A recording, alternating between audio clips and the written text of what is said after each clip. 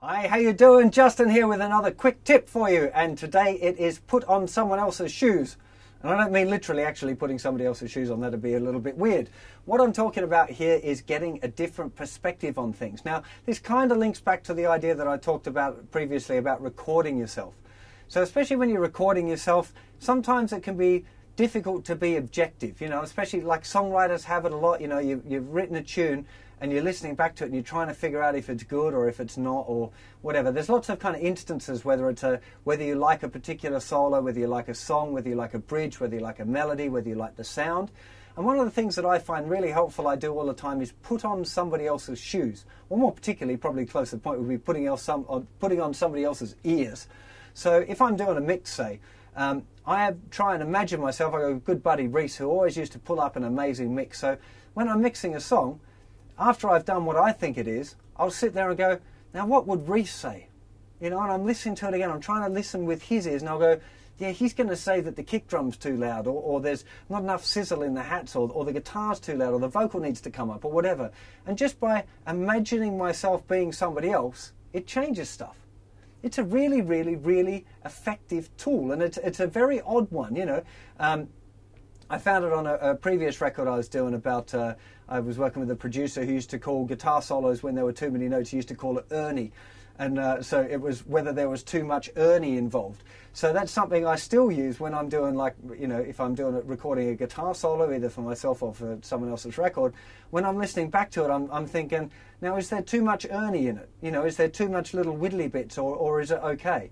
Because you get attached to stuff. As a guitar player, you know, I'm like, well, you know, that's a really awesome lick. But you got to think of it from the song perspective. Is that lick fitting the song? No matter how cool it is, if it's in the wrong song, it's not cool anymore.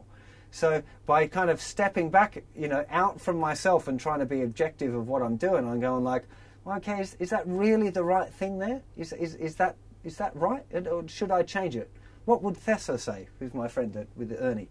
You know, for songwriting, again, it's something I do all the time. When I'm writing a tune and I've recorded it, I listen back to it and I start listening back to it as if I was other people, depending on kind of what kind of tune it is, or how I'm feeling, or who I'm respecting at the time, you know.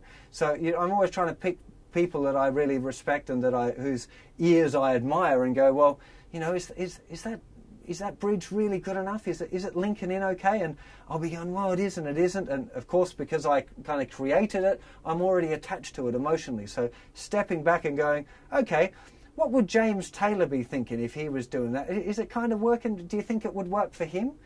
You know, trying to step back away from the things, you know, it really increases your perspective, because as musicians, we get attached to stuff. You know, it's the, you know, I always feel bad if I'm critiquing somebody's song, because it's like calling their kid ugly, right? No matter how ugly your kids are, you don't want to hear that they're ugly, right? They're still beautiful to you. And it's the same with writing a song, you know, that you're attached to it. You don't want to hear from somebody that your song's no good.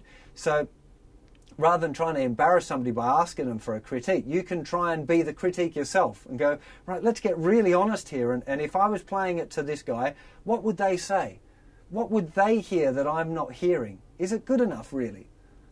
You know, this is a really, really cool technique. I've been using it for, like, I don't know, at least 10 or 15 years. You know, I've been trying to step out from my own perspective to listen to it, and it nearly always fixes stuff, that even things that I just wouldn't have noticed, stuff that, you know, maybe because I've played it and I'm involved, or maybe I just wouldn't have thought of it until I step into that other mode, you know. Well, I hope this little quick tip increases your perspective on music. It's a really cool idea. Do give it a try. I'll see you for plenty more lessons and quick tips and songs and all kinds of stuff very soon. Take care of yourselves. Bye-bye.